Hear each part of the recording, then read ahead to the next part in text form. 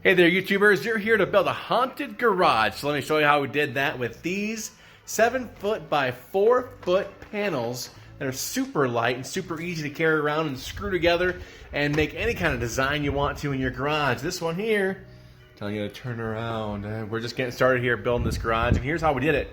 1x2s, 1x2s right here.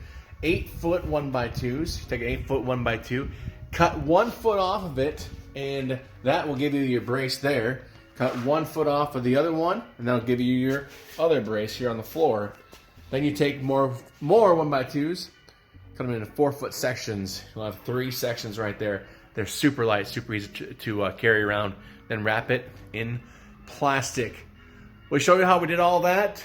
We'll show you how we put them together, and we'll show you the design, and we'll do all of that here in this video. This is part 1. Part 2 will come up later when we put it all together and decorate the haunted house. Here we go.